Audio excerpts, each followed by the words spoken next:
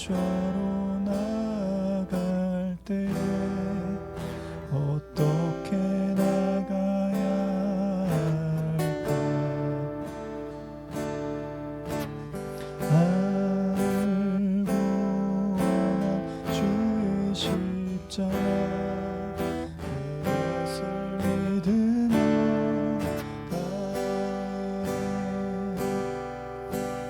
주의 좌로 나갈 때 나 여전히 부족하나 나를 부르신 주의 그 사랑 그것을 믿으며 가네 자격 없는 내 힘이 아닌 오직 예수님의 보혈로 자격 없는 내 힘이 아닌 오직 예수님의 보혈로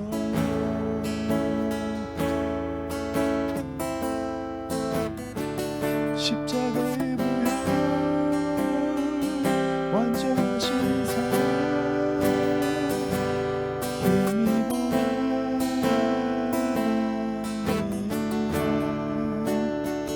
십자가의 보혈 완전하신 사랑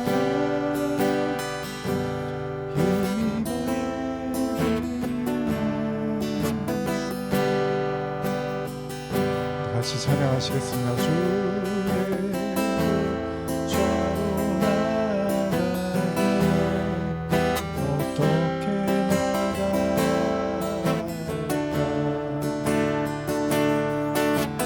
나를 원한 주의 십자가 그것을 믿으며 오직 예수님의 보혈로 자격 없는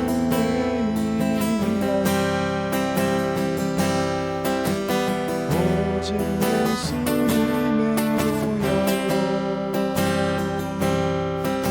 십자가의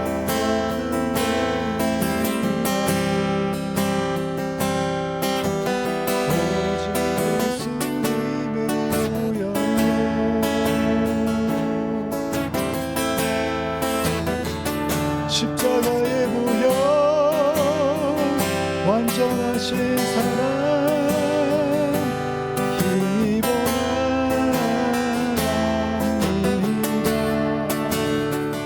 십자가의 보혈 완전하신 사랑 힘입어 예배합니다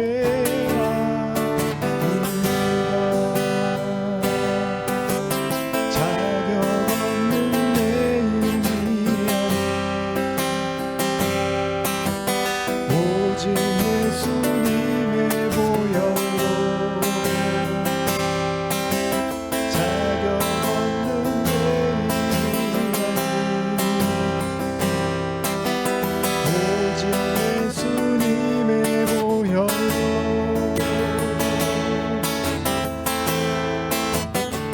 십자가의 보혈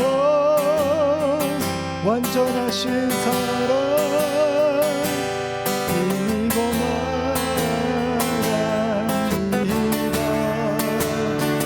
십자가의 보혈 완전하신 사랑 힘입어 예배합니다.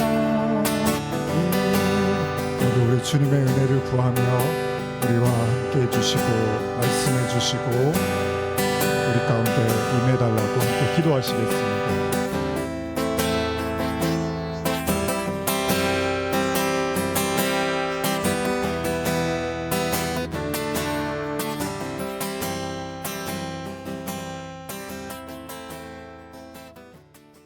기도하시겠습니다. 하나님 아버지, 오늘 굉장히 추운 날씨에 또 함께 예배드리기 위해서 이 자리에 모였습니다. 비가 오나 눈이 오나 또 더우나 추우나 우리가 하나님 앞에서 또 말씀 듣기를 사모하고 또 이 말씀이 이 험난한 세상 살아가는데 힘이 되고 에너지가 되고 능력이 되고 또 우리의 구원이 되는 줄 믿습니다. 하나님, 오늘도 이렇게 모여서 예배드릴 때 우리에게 말씀하여 주시고 우리에게 임재해 주셔서 하나님이 살아계시고 우리에게 영생을 주시고 또 우리에게 이 살아갈 힘도 은혜도 능력도 주시는 분임을 다시 한번 확인하게 하여 주시옵소서. 우리는 천성을 바라보는 자들입니다. 우리의 삶이 짧고 또 우리의 죽음 이후의 영생이 또한 우리가 기다리고 있다는 것도 알고 있습니다. 지나온 삶 여기까지 인도하신 주님의 은혜를 또 감사드리며 남은 우리의 인생도 하나님과 동행하며 또 영원히 하나님과 함께하는 그 축복된 삶이 되게 하여 주시옵소서. 감사드리며 예수님의 이름으로 기도합니다. 아멘. 네, 우리 지난 시간에 계시록 18장 14절까지 나누었는데 제가 다 나누지 못해서 오늘 계시록 18장 15절 이하를 좀 먼저 나누고 이제 19장으로 또 넘어가도록 하겠습니다. 저희가 2월 달까지 해서 말씀을 다 이제 요한계시록 말씀 나누려고 하는데 그래서 오늘 18장 15절 이하 말씀을 좀 나누고 빠르게 나누고 19장 말씀으로 또 넘어가도록 하겠습니다. 우리 같이 요한계시록 18장 15절에서 20절까지의 말씀을 우리 한번 같이 읽어보시겠습니다. 네. 시작. 바벨론으로 말미암아 치부한 이 상품의 상인들이 그의 고통을 무서워하여 멀리 서서 울고 애통하여 이르되 화이또다 화이또다 큰 성이여 세마포 옷과 자주 옷과 붉은 옷을 입고 금과 보석과 진주로 꾸민 것인데 그러한 부가 한 시간에 망하였도다. 모든 선장과 각 절을 다니는 선객들과 선원들과 바다에서 일하는 자들이 멀리 서서 그가 불타는 연기를 보고 외쳐 이르되 이 큰 성과 같은 성이 어디 있느냐 하며 티끌을 자기 머리에 뿌리고 울며 애통하여 외쳐 이르되 화이또다 화이또다 이 큰 성이여 바다에서 배 부리는 모든 자들이 너의 보배로운 상품으로 치부하였더니 한 시간에 망하였도다. 하늘과 성도들과 사도들과 선지자들아 그로 말미암아 즐거워하라. 하나님이 너희를 위하여 그에게 심판을 행하셨음이라 하더라. 아멘. 지난 시간에 바벨론의 멸망을 나누고 그 내용들이 계속해서 이어지고 있습니다. 제가 20절까지 우리 말씀 읽었는데 바벨론의 멸망입니다. 그래서 지난주에 제가 나눴던 이야기고 계속 멸망에 대한 말씀이어서 여러분들이 본문을 읽으시면서 충분히 이제 묵상하시면 될 것 같아요. 그래서 제가 현대어 성경으로 한 번 더 15절에서 20절까지를 천천히 좀 읽어드릴 테니까요. 한번 들어보시면서 다시 한번 또 머릿속으로 그려보셨으면 좋겠습니다. 현대어 성경입니다. 요한계시록 18장 15절에서 20절까지 읽어드리겠습니다. 그 여자 덕분에 부자가 된 상인들은 자기들에게 닥쳐올 위험을 두려워하여 멀리 서서 슬피 울 것입니다. 그리고 그들은 또 이렇게 말할 것입니다. 아, 비참한 일이다. 그렇게 아름답던 도시가 이렇게 되다니. 최고급품의 자줏빛 옷감과 진홍색 천으로 몸을 감고 금과 보석과 진주로 꾸민 여인 같던 이 도시는 어디로 갔는가? 이 도시에 많던 재물이 삽시간에 사라져 버렸구나. 모든 선주와 상선의 선장들과 승무원들도 멀리 서서 불에 타는 그 도시를 보고 눈물을 흘리면서 이 세상에 이만큼 화려했던 도시가 또 있었을까 하고 말할 것입니다. 그리고 머리에 먼지를 뿌리고 슬퍼하며 말할 것입니다. 끔찍한 일이다.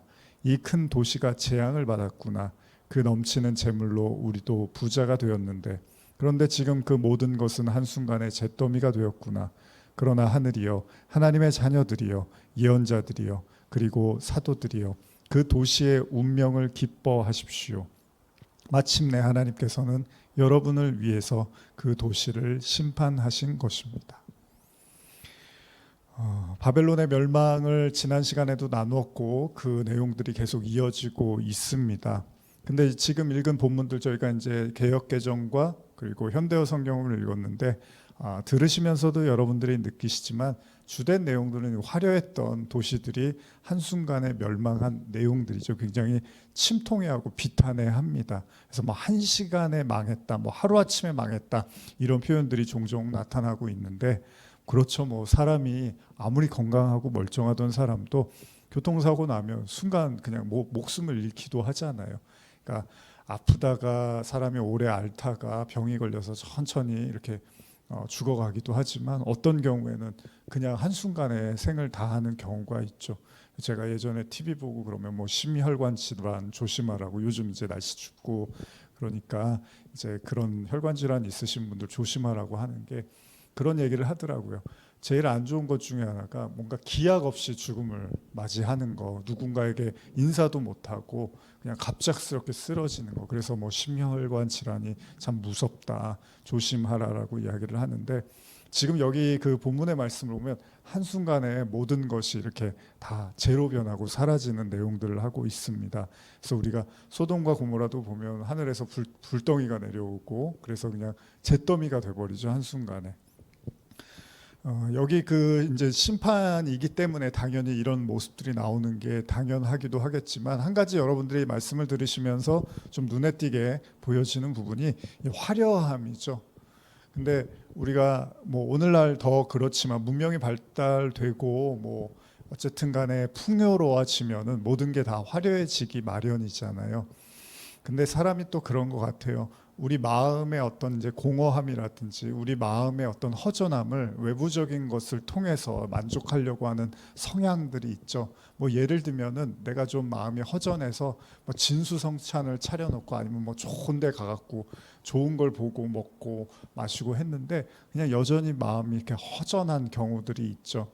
그게 뭐냐면 이 마음의 문제가 단순히 어떤 물질의 문제만으로 해결되어지지는 않는 경우들이 있다는 거죠. 물론 어느 정도는 그렇게 해서 마음이 기뻐지고 편안해지는 경우도 있지만 보여지는 걸로 보이지 않는 이 마음까지도 이렇게 바꾸기는 쉽지 않다는 거죠. 우리 계시록에서 이제 앞으로 보시게 되겠지만은 계시록 20장, 21장 이렇게 넘어가면서 이제 옛뱀, 용, 마귀 뭐 이런 게 다 심판을 받고 나서 성전이 이제 등장을 하고 예루살렘 성이 이제 새 예루살렘 성이 등장을 하는데 거기에 그런 표현이 있어요. 뭔가 굉장한 어떤 보석과 진주로 치장한 것 같은 예루살렘 성에 대한 묘사가 있는데 결국 그 성전을 이제 설명할 때 성전은 그냥 하나님이다, 어린 양 예수와 하나님이다라는 말씀이 이제 등장하고 굉장히 중요한 말씀이거든요. 뭐냐 하면은 제일 중요한 그 신앙에 있어서의 본질은 하나님인 거잖아요.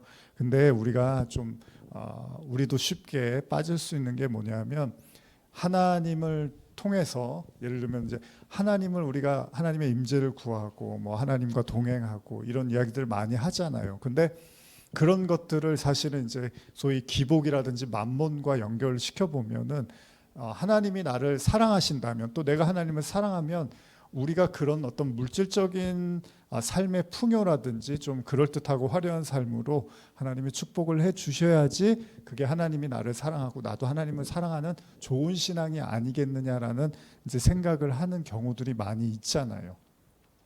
그러니까 이 물질의 문제를 이렇게 연결을 시켜서 신앙과 이렇게 결부시켜서 생각할 수 있는데, 물론 하나님이 물질적 축복을 주는 분도 맞지만 그런데 사람이라는 게 이제 욕심이 많다 보니까 어떻습니까? 내가 하나님이 나에게 살아계시면 어떤 기적을 보여주거나 어떤 뭐 물질적인 풍요나 축복을 주심으로써 하나님이 살아계신 것을 이렇게 확인하고 싶은 마음들이 있는 거잖아요. 다시 말하면 지금 바벨론의 멸망을 가만히 살펴보시면 화려했다, 뭐 사치스러웠다 이런 말들이 굉장히 많이 나오는 것 중에 하나가 뭐냐면 우리가 지난주에도 잠깐 나눴지만은 아담과 하와가 범죄를 저지르고 나서 이 무화과 나무 잎새로 자신의 하체를 가리면서 하나님 앞에서 수치를 가리려고 했던 시도를 하잖아요. 그걸 제가 이제 사치하고 연결해서 말씀도 드렸지만은 우리가 하나님 앞에 원래 에덴 동산에서는 벌거벗은 채로 있었습니다. 그러니까 수치심을 느끼지 않았단 말이에요. 근데 선악과를 먹고 수치심을 느껴서 자신의 하체를 이제 허리띠로 가리려고 했는데 그런 것들이 이제 이 바벨과 연결지어서 생각하면 물질적인 것으로 하나님 앞에서 어떤 자신의 그 화려함이나 치장을 통해서 하나님께 인정받으려고 하는 시도들이 있다는 거죠. 예를 들면 중세 시대의 교회들을 보면 굉장히 화려하게 짓잖아요. 그것 때문에 헌금을 많이 내게 했잖아요. 그래서 그게 문제가 돼서 종교개혁까지 일어나기도 했던 거잖아요. 근데 이게 하나님이 임재하는 처소니까, 하나님의 임재의 공간이니까 화려하게 짓고 크게 지어야 되고 많은 돈과 인력을 투입해야 된다는 생각을 했던 거잖아요. 근데 하나님이 어떻습니까? 그렇습니까? 하나님이 그걸 원하셨습니까? 다윗이 그렇게 하나님의 처소를, 하나님의 임재의 그 성전을 지으려고 할 때 하나님 뭐라고 하십니까? 내가 그런 공간에, 사람이 만드는 공간에 내가 거하는 존재냐? 하늘은 뭐라 그러죠? 이 땅은 내 발등상이고 하늘은 내 보좌라고 얘기를 하신단 말이에요. 그러니까 무슨 말이냐면, 진짜 하나님을, 그 영이신 하나님을 바라보고 사모하다 보면 그 하나님의 그 임재 자체에 대한 소중함과, 그리고 그분이 내 마음에 임하시고 내가 그분과 소통하고 기도하고, 여러분들 기도하실 때 하나님하고 교통한다고 하잖아요. 그러니까 그게 되게 중요한 거잖아요. 사랑하는 사람을 만났어요. 근데 사랑하는 사람이 맨날 화려한 어떤 뷔페에 데려가고 레스토랑에 데려가야 되고, 뭐 어떤 굉장히 좋은 곳에 어떤 여행을 시켜주고, 그런 게 목적이면 그 이상한 거잖아요. 진짜로 좋은 건 그냥 그 사람하고 차 한잔하고 밥 한 끼 해도 대화를 하고 마음을 나누고, 그게 사실은 좋은 관계라는 거죠. 근데 그 사람을 마치 밥 얻어 먹으려고 만나는 것처럼, 그 사람하고 어디 놀러 가려고 만나는 것처럼 생각한다면 그건 좀 다른 거잖아요. 마찬가지로 이 사치라든지 이 풍요로운 화려함에 대한, 바벨론에 대한 이야기는 다른 말로 해서 하나님의 임재보다도 그 하나님으로 말미암아 얻어지는 부산물에 대한 것들에 관심이 많았던 자들, 그게 이제 사꾼이라고 하죠. 우리가 그런 사람들을 사꾼이라고 하고 장사한다고 하고, 예수님이 실제로 이제 도적이라고 했죠. 강도의 구렬이라고 했던 게, 하나님의 임재에는 그렇게 관심이 있는 게 아니에요. 그 영이신 하나님을 내가 만나고 내가 교통하는 거에 관심이 있는 게 아니라, 그 하나님이 주실 수 있는 화려한 것들을 계속해서 이제 추구하고 지으려고 하고 얻으려고 하는 시도들이 바벨론 성읍에 존재하고 있었다는 거죠. 근데 하나님이 이제 한 번에 무너뜨리신다는 겁니다. 그래서 잿더미가 되게 하는 거예요. 사실 이게 뭐 이전에도 계속 나눴지만은, 우리가 욥이 하루아침에 모든 걸 다 잃어버렸다고 할 때 제가 반복해서 말씀을 드리는 건데, 욥이 모든 걸 하루아침에 잃어버렸을 때 어떻죠? 그 자기가 소유한 것들이 하나님의 축복의 부산물이라고 생각을 했던 거죠. 그러니까 내가 종도 많고 재산도 많고 뭐 내 가족들도 건강하고, 이게 내가 하나님께 축복받았던 증거라고 생각을 했던 거예요. 물론 그렇죠. 이왕이면 좋죠. 뭐 재산도 넉넉하고 가족도 건강하고 종도 많고 하면 좋겠지만, 이제 하나님이 사단의 어떤 시험을 통해서 하루아침에 그걸 멸하시잖아요. 지금 이 바벨 성처럼. 그게 뭘 얘기하는 거죠? 그게 축복의 증거가 아니라는 거예요. 물론 그렇게 이해할 수는 있지만, 본질적인 축복은 뭡니까? 하나님과 내가 이렇게 교통하는 거. 동행이 뭡니까? 하나님과 연합하고 동행한다는 게 무슨 얘기입니까? 오늘도 제가 이렇게 말씀을 하루 종일 이제 묵상하고 설교를 많이 듣고 뭐 보고 막 여러 가지 하여간 시간을 이제 저도 더 바쁘게 보내는데, 그러면서 그런 생각이 드는 거예요. 내가 이거를 하는 게 그냥 하나님하고 교통하려고, 제가 뭐 목사하고 뭐 사역 설교도 하고 뭐 인터넷 설교도 하고 하는데, 근데 사실 저한테 중요한 거는 그게 아니잖아요. 제가 하나님하고 이렇게 교제하고 교통하는 거죠. 뭐 제가 뭐 대단한 걸 깨달아서 뭐를 설교를 하나 더 하고 이런 것보다 더 중요한 게 제가 하나님하고 이렇게 교통하는 거잖아요. 그런 생각을 하다 보니까 그게 뭐 물론 뭐 다 중요한 일들이지만, 사실은 진짜 중요한 거는 제 마음이 하나님과 이렇게 계속해서 함께 하고 있다는 그런 믿음과 그런 마음을 갖는 게 아닐까라는 생각을 해보게 됐죠. 무슨 말이냐면, 본질에 그 집중하지 못하는 신앙, 그러니까 목적이 잘못된 신앙들은 결국 물질적 풍요와 만몬주의로 흐를 수밖에 없다는 겁니다. 하나님은 너무 잘 아시는 거죠. 그러니까 제사에는 관심이 없고 소위 제밥에 관심이 있다는 말들을 하잖아요. 그게 바벨의 어떻게 보면 정신이었던 거예요. 하나님을 가장한 하나님이 주시는 그 세속적 물질적 풍요를 하나님으로 이제 인식하게끔 만드는, 나 하나님 믿고서 나 진짜 잘 풀렸어, 돈 참 많이 벌었고 사업도 잘 되고 나 부동산도 엄청 많고 좋아요. 뭐 그렇게 되면 더 좋습니다. 그렇게 되지 말라는 말씀이 아니라, 그런데 그런 것들이 하나님과의 그 교제를 앞설 수는 없다는 거예요. 만약에 그러면 욥처럼 다 뺏어가시는 게 하나님이 더 사랑하시는 거예요, 그 사람을. 그렇죠? 뭐 자주 듣는 예지만은 뭐 부부가 결혼을 했는데 되게 부자였는데 딱 가난해지면 알잖아요. 진짜 이 사람들이 사랑하는지 안 사랑하는지. 어려워지면 아는 거잖아요. 근데 가난해지니까 갑자기 사이가 나빠지고 같이 살고 싶지 않아지고 뭐 그런 경우도 많이 있잖아요. 근데 진짜는 풍요롭고 부유할 때 나타나는 게 아니잖아요. 정말로 어렵고 힘들 때 이제 그 마음을 알 수 있는 거잖아요. 예수님이요, 당시 종교 지도자들을 보면서 뭐라고 하죠? 니들 배만 불리고 있다. 다시 말하면 바벨의 내용을요, 단순한 이제 물질적 풍요나 이런 걸로만 보지 않는다면, 내면적으로 또 돌린다면 외식의 문제도 있었죠. 지난주에 사치 얘기를 했던 것처럼 그 외식의 이유는 바로 인간의 본질적인 죄악, 그러니까 하나님처럼 되고 싶은 욕망이었다는 거잖아요. 그러니까 크게 짓고 넓게 짓고 바벨 그 창세기 11장의 바벨탑 사건처럼 높이 지으려고 하는 거죠. 그러니까 다 그렇게 눈에 띄게 드러나게 지음으로써 사람들의 인정과 찬사, 존경을 받으려고 했던 거고, 그게 예수님 당시에 바리새인들이 가졌던 고질적 질병이었다는 겁니다. 신앙의 중증 환자였다는 거예요. 하나님이 중요한 게 아니라 사람들의 눈에 어떻게 보이느냐가 너무 중요한 거예요. 그래서 외식이라고 하는 거잖아요. 근데 예수님은 십자가에서 아주 벌거벗은 채 수치를 당해요. 하나님의 아들은 십자가에서 벌거벗은 채 뭐 채찍에 맞고 가시 면류관을 쓰고 창에 찔리고 이러면서 아주 처참하고 참담한 모습으로 수치를 다 드러내시고 돌아가십니다. 그게 바로 그 바리새인들과 하나님의 아들의 그 어떤 본질적 모습을 보여주고 있는 거라고 생각을 하는 거죠. 여러분, 저도 그렇고 여러분도 그렇고 사람 의식하는 신앙을 빨리 우리는 벗어나야 됩니다.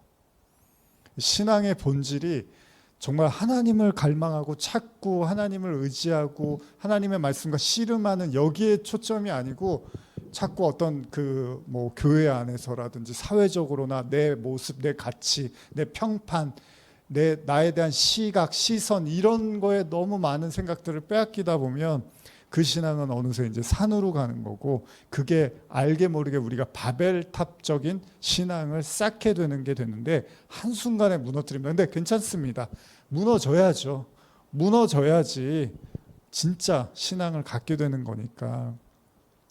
바벨의 사람들은 오로지 보여지는 거에만 관심이 있었다는 거예요. 여러분, 속에 무엇이 들었는지가 중요한 게 아니라 그냥 겉만 그럴듯하면 됐다는 거예요. 제가 우스개로 이 설교 준비할 때 그런 생각을 해봤어요. 여러분, 만약에 포장지에 너무 예쁜 포장이 돼 있는 이제 하나의 상자가 있고, 하나는 너무 형편없는 박스에 들어있는 상자가 있는데, 보통 우리는 어느 걸 집죠? 당연히 예쁜 걸 집잖아요. 근데 제가 이제 혼자 우스개로, 근데 그 안에 변을 집어넣었어. 그 예쁜 상자 안에는 변을 집어넣고 그 형편없는 상자 안에는 다이아몬드를 넣었다면 그걸로 알 리가 없겠지만 사람들은 대부분 예쁜 걸 집겠죠. 왜냐하면 겉으로 보이는 게 아무래도 우리는 영향을 많이 끼치기 때문이죠. 근데 겉이 중요한 게 아니라 속이 중요한 거라는 거죠. 물론 겉도 이왕이면 깨끗하면 좋지만 성경에서 말하고 싶은 건 내면의 속의 문제를 하고 있는 거잖아요. 그런데 바벨적 신앙은, 세속적 신앙은 오로지 보여지는 거에만 관심이 있다는 거예요. 드러나는 거에만 관심이 있다는 거예요. 그걸 하나님이 한순간에 무너뜨린다는 겁니다. 계속 한번 읽어보겠습니다. 계시록 18장 21절에서 24절입니다. 시작. 이에 한 힘센 천사가 큰 맷돌 같은 돌을 들어 바다에 던져 이르되 큰 성 바벨론이 이같이 비참하게 던져져 결코 다시 보이지 아니하리로다. 또 검은 곳 하는 자와 풍류하는 자와 퉁소 부는 자와 나팔 부는 자들의 소리가 결코 다시 내 안에서 들리지 아니하고 어떠한 세공업자든지 결코 다시 내 안에서 보이지 아니하고 또 맷돌 소리가 결코 내 안에서 들리지 아니하고 등불 빛이 결코 다시 내 안에서 비치지 아니하고 신랑과 신부의 음성이 결코 다시 내 안에서 들리지 아니하리로다. 너의 상인들은 땅의 왕족들이라. 내 복술로 말미암아 만국이 미혹되었도다. 선지자들과 성도들과 및 땅 위에서 죽임을 당한 모든 자의 피가 그 성 중에서 발견되었느니라 하더라. 그들 안에는 말씀도 없고 빛도 없고 주님의 신부도 아니었던 거예요. 이제 거짓이 다 드러나게 되는 겁니다. 그 비참한 큰 성 바벨론이 이제 다시는 보이지 않는, 그래서 바다에 던졌다고 하죠. 이제 그 화려했던 게 이제 다 그 본색을 다 드러나게 된다는 거예요. 그러니까 쉽게 말하면 다 멸망당할 세력들이고 존재들이었다는 거예요. 바벨은 몰락합니다. 그리고 영원한 심판이 그들을 기다립니다. 그들에게는 이제 어떤 노랫소리도 악기 소리도 들리지 않고 세공업자도 보이지 않고 맷돌 소리도 들리지 않고 등불도 비치지 않고 신랑과 신부의 음성도 다시 들리지 않을 것임을 재차 강조합니다. 근데 여기 보면 이런 내용들이요, 여러분. 일종의 이제 성전이라든지 예배에 대한 모습들도 좀 연상케 해요. 뭐 악기 소리 노래라든지요, 또 뭐 맷돌 소리, 등불, 뭐 신랑 신부 이런 내용들이 있단 말이에요. 신앙적 의미로 접근해 보면요, 자 바벨에서 들리고 보이던 모든 게 다 거짓이었다는 거잖아요.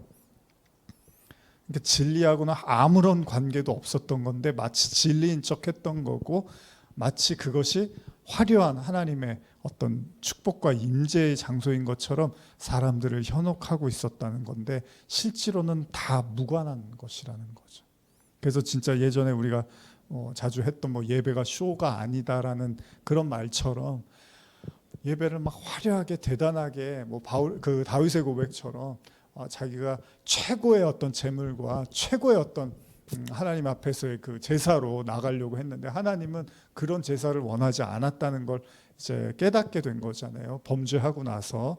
그러니까 오늘날도 그렇지만 우리가 자주 하는 이야기지만 정말로 예배라는 게, 하나님이 기뻐하신다는 예배라는 게 정말 우리가 봤을 때 막 화려하고 대단하고 막 어마어마한 성가대와 뭐 교향악단들이 있고 그런 것들을 정말 하나님이 기뻐하시는 건지 아니면 하나님은 다른 것들을 보시는지를 생각해야 될 필요가 있습니다. 물론 뭐 그런 것들이 더 진지하게 진심으로 드려지면 더 좋겠지만 만약에 그런 것들을 추구하는 데 더 목적이 있다면 생각해 봐야 될 문제죠.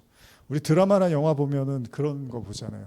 이 사기당하는 경우에 보면은 분명히 제대로 된 사무실을 갖춰놓고서 그럴싸한 사업을 하고 있는 사람들이 나타나서 투자 조금만 하시면은 엄청난 수익을 돌려주겠다고 하는 경우가 많습니다. 그래서 이제 쌈짓돈을 모아서 거기다 투자를 하게 되죠. 뭐 퇴직금을 모아서 투자를 하는데 다음 날 가보니까 아예 없어요. 사무실이 아예 사라져버려서 다 텅 비어 있어. 다 가짜였다는 거죠. 다 가짜인데 진짜인 것처럼 연기를 했던 거고 진짜인 것처럼 호도했던 거예요. 속이고 있었던 거예요. 모든 말이 처음부터 끝까지 다 거짓말이었던 거죠. 그들이 원했던 건 뭐예요? 내가 가지고 있는 돈을 원했던 거, 그 이상도 이하도 아무것도 아니었다는 겁니다. 여러분, 하나에서부터 열까지 다 가짜, 거짓이었다는 거예요. 그러면 우리가 이제 사기당하면 굉장히 비참하고 화가 나잖아요. 내가 왜 속았을까? 내가 왜 눈치채지 못했을까? 그런데 왜 우리가 사기를 당하죠? 나도 그들이 말하는 그 수익, 이익을 보고 싶었던 거죠. 근데 사기치는 사람들이 적당한 수익을 얘기하지 않습니다. 말도 안 되는 수익을 이야기를 한단 말이에요. 거기에 이제 현혹이 된 거잖아요. 그러니까 결국은 나도 그런 욕심을 가졌던 거고 나도 그런 것들을 원했던 거고 추구했던 거잖아요.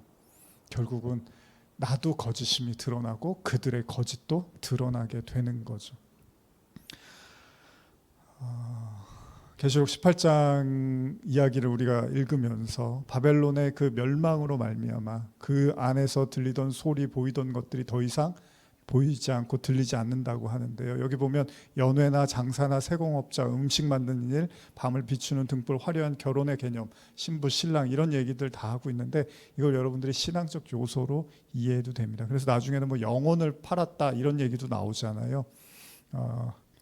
지난주에 읽었던 내용에서 보면은 이제 영혼까지도 팔고 뭐 사고 팔고 이런 내용들이 또 나오고 있는데 결국은 장사였던 거죠. 다 하나에서부터 열까지 그 장사를 위한 거짓된 신앙적인 행위를 하고 있었다는 거죠. 그러니까 분별력이라는 게 여러분 중요한 게 그런 것 같아요. 뭐 지금 제가 사기 얘기도 했지만 나도 잘못된 욕심과 빗나간 욕망을 가지면 결국은 거기에 따라다니고 쫓아다닐 수밖에 없는 거죠. 설교도 그렇고 예배도 그렇고 교회도 그렇고 정말 우리가 추구해야 될 건 여러분과 제가 하나님과의 나 사이의 이 관계입니다. 이게 제일 중요한 거고 이 중요한 것을 다루지 않고 이걸 중요하게 여기지 않는 말씀 메시지는 의미가 없어요.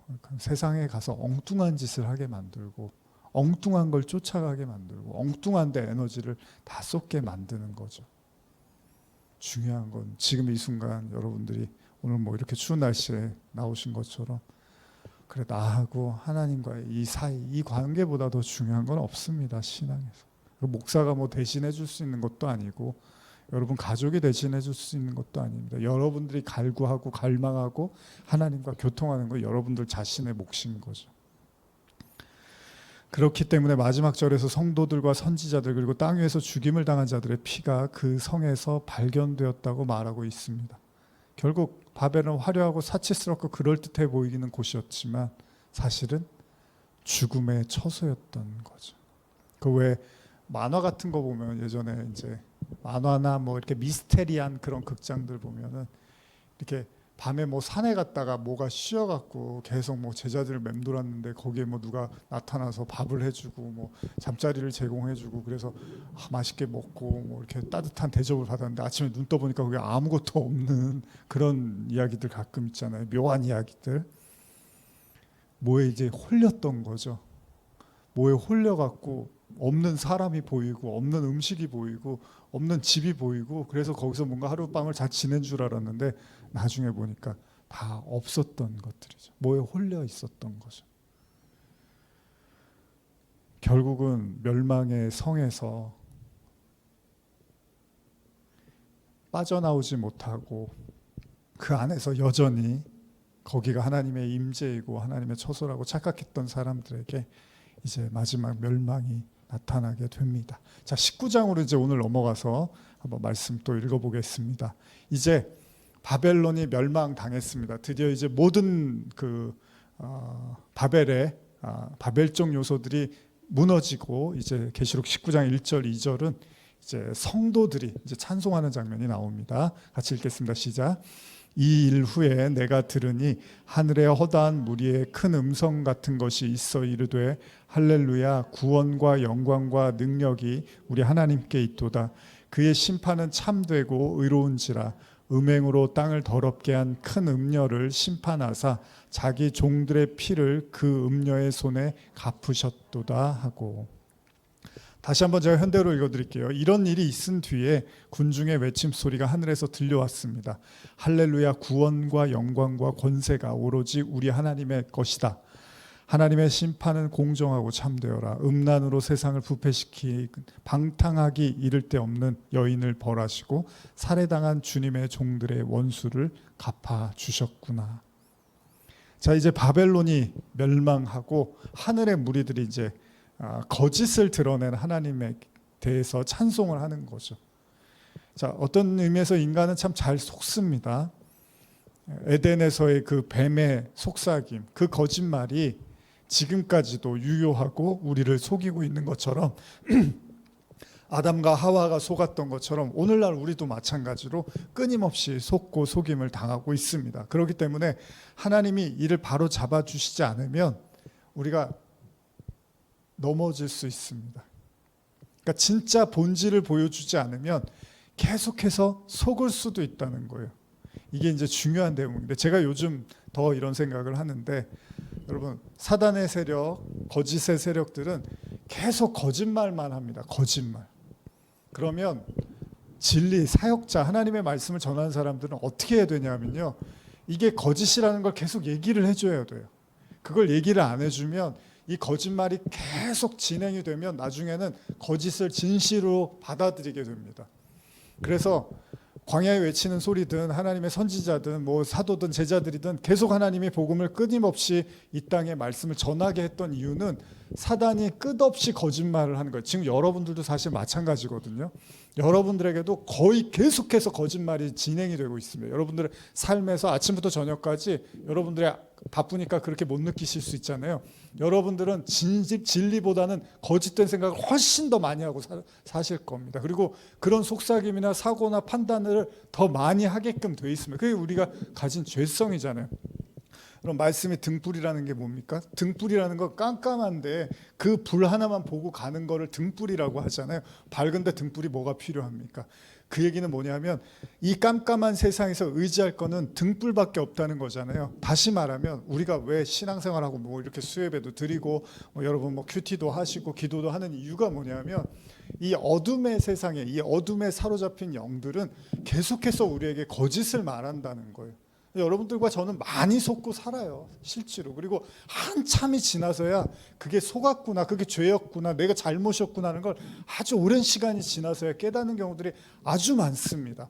그럼 말씀은 뭘 하는 거냐 하면, 여러분, 그 등불이라는 게 그렇잖아요. 등불이 저기 있으면 저쪽을 보고 가면 되는데 우리가 그 등불을 따라가지 못하면 어느새 이게 등불과 멀어지기 시작하잖아요. 그럼 임의대로 걸어갈 수밖에 없는 거예요. 그러니까 내가 생각하고 내가 원하고 내가 판단하는 방식대로 우리는 갈 수밖에 없어요.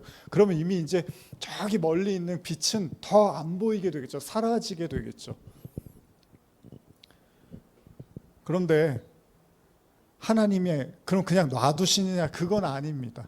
그렇게 저와 여러분들이 속고 쉽게 넘어지고 쉽게 좌절하고 있을 때 하나님께서 그 거짓을 폭로시켜 준다는 거예요. 여러분과 제가 믿고 있는 게 잘못 믿고 있다라는 거, 잘못 의지하고 있는 거, 그들이 거짓이었다는 걸 어떤 식으로든지 이제 드러내시는 거예요. 이걸 심판이라고 하는 거잖아요. 그러니까 마지막 때 그 심판도 있지만 여러분과 제 삶에서는 크고 작은 심판들이 계속 드러나고 나타나고 있는 겁니다. 베드로서 3장 10절 자주 제가 읽는 말씀인데 제가 읽어드릴게요. 그러나 주의 날이 도둑같이 오리니 도둑같이 옵니다. 그런 날이 오는 거예요. 여러분과 제가 믿고 생각한 사고방식이라든지 의지한 것들이 잘못됐다는 게 도적같이 나타나서 그게 거짓이라는 걸 드러내는 날이 온다는 거예요. 그날에는 하늘이 큰 소리로 떠나가고 물질이 뜨거운 불에 풀어지고 땅과 그 중에 있는 모든 일이 드러나리로다. 물론 그 마지막 때에 그 모든 것들이 다 드러나겠죠. 그러나 우리의 인생에서도 그 거짓은 계속 드러나게 돼 있다는 거예요. 그게 드러나지 않잖아요. 그러면 대부분의 성도들은 어둠을 따라가고 거짓된 생각, 잘못된 생각을 하고 거기에 행동하기 마련이라는 겁니다. 그게 인간의 죄성이라는 거예요. 그래서 목자가 필요한 거예요. 그래서 예배를 드리는 거예요. 아니 왜 하나님이 일주일에 한 번 안식일을 정해시고 왜 예배를 드리라고 하고 왜 이스라엘 백성들을 그 애굽에서 끌어내서 광야에서 예배를 드리라고 하겠습니까? 예배 안 드리면 어떻게 되죠? 노예로 사는 거잖아요. 노예로 살면 어떻게 되죠? 애굽 왕 바로가 그들에게 최고의 영향력을 끼치는 그러니까 하나님의 통치를 받지 않게 되는 거잖아요. 그러니까 여러분과 제가 매주 예배도 드리고 이렇게 말씀도 듣고 하는 거는 우리의 방향성을 하나님께로 이렇게 우리의 삶과 생각이나 방향성을 하나님께로 이렇게 고정시키려고 하는 그런 이제 노력과 시도를 하는 거잖아요. 그러면 하나님은 그런 우리를 통해서 우리에게 우리가 믿고 있고 생각하고 있는 것들이 틀리고 잘못됐다는 것을 드러내신다는 거죠. 그게 안 드러나잖아요. 그럼 여러분들은 계속 그걸 믿습니다. 아닌 걸 계속 기라고 생각하고 잘못된 걸 계속 옳다고 생각하고 이게 인간의 습성이에요. 그래서 목자가 필요한 거예요. 목자는 뭐 하는 거죠? 인도하는 거잖아요. 그게 아니라고 얘기를 해주고 그게 잘못됐다고 얘기를 해주고 말씀 앞에 다시 서게 해주는 거죠. 근데 그 목자가 사꾼이 돼버리면 이제 이건 큰일 나는 거죠. 오히려 더 잘못된 길로 인도해 버리니까. 오늘날 우리가 교회를 보고 오늘날 성도들을 바라보면서 우리가 한탄을 하잖아요. 안타까움을 금할 수가 없잖아요.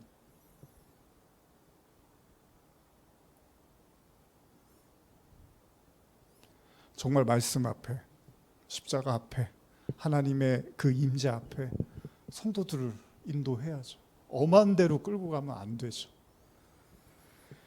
그래서 하나님은 진실을 드러냅니다. 인간은 그 결국을 봐야 되는 거죠. 사람은요, 끝을 봐야지 돌이킵니다. 끝을 봐도 안 돌이키는 사람이 많은데 어쨌든 간에 끝을 봐야지 조금 이제 움직이려고 하는 게 인간의 속성입니다. 하늘의 찬송은 바로 이 지점에서 이루어집니다. 사도 바울이 예수를 전하면서 당했던 굴욕과 핍박, 모진 시련, 그렇죠? 그런데 정작 박해하는 자들은 어떻죠? 그걸 선이라고 믿는 거잖아요. 사도 바울을 박해하면서 선이라고 믿는 거잖아요. 예수님 박해하면서 선이라고 믿는 거잖아요. 그러니까 저쪽이 생각하는 선하고 이쪽이 생각하는 선이 완전히 다른데 선이라고 믿는 거예요. 악해서 악한 짓을 하는 게 아니고 선하다고 믿는데 그게 악이 돼버리는 거죠.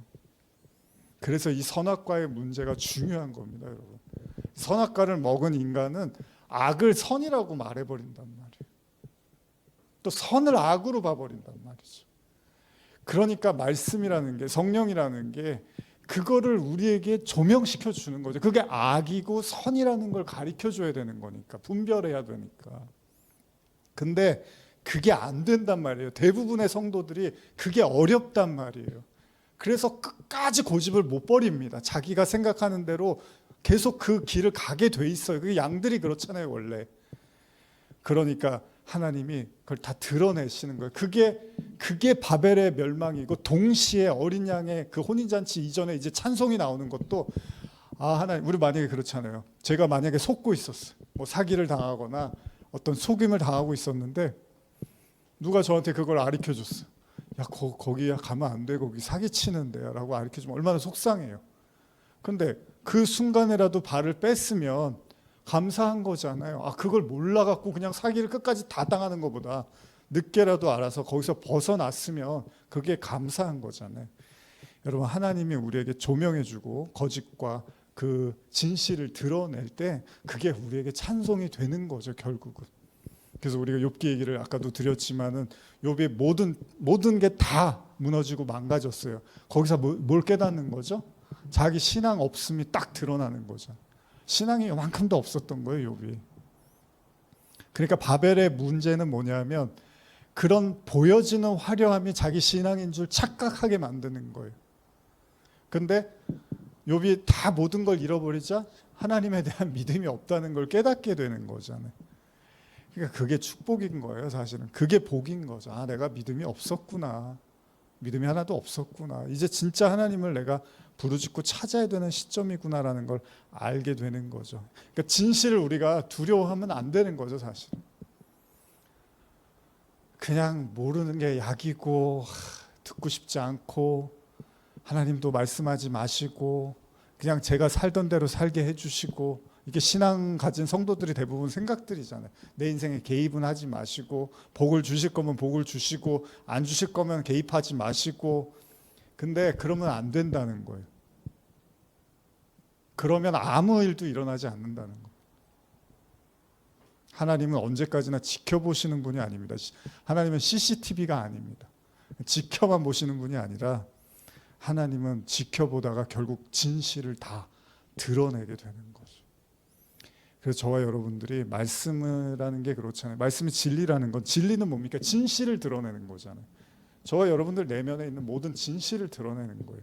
저도 힘들어요. 말씀 준비하다 보면 제 내면을 들여다볼 때 많이 힘듭니다. 여러분들이 생각하는 것보다 훨씬 더 힘든 시간들을 많이 보내기도 합니다. 그렇다고 해서 그걸 외면할 수는 없습니다. 피해서도 안 됩니다. 바벨의 거짓을 눈치채지 못한 채 바벨 속에서 사는 게 마음은 편하고 속 편할지 모르겠지만요, 그게 끝이고 멸망이라는 걸 안다면 차라리 진실과 대면해서 그 바벨로부터 벗어나 하나님께 나가는 것이 더 중요한 거겠죠. 그게 우리의 찬송이 돼야 되는 거잖아요. 주님, 내가 이렇게 힘든 일만 있어서 원망 불평이 너무 많았는데 이 힘든 일 겪어보니까 제 믿음이 어떤지를 알았습니다. 제가 하나님에 대한 어떤 생각을 갖고 있었는지 알고 제 상처가 뭔지도 알았습니다. 제가 사람들에 대해서 어떤 생각을 갖고 있는지도 알았습니다. 사람들이 저를 또 어떻게 보는지도 알았습니다. 이런 것들을 통해서 하나님이 눈을 뜨게 해주셨습니다라고 찬송을 할 수도 있는 겁니다.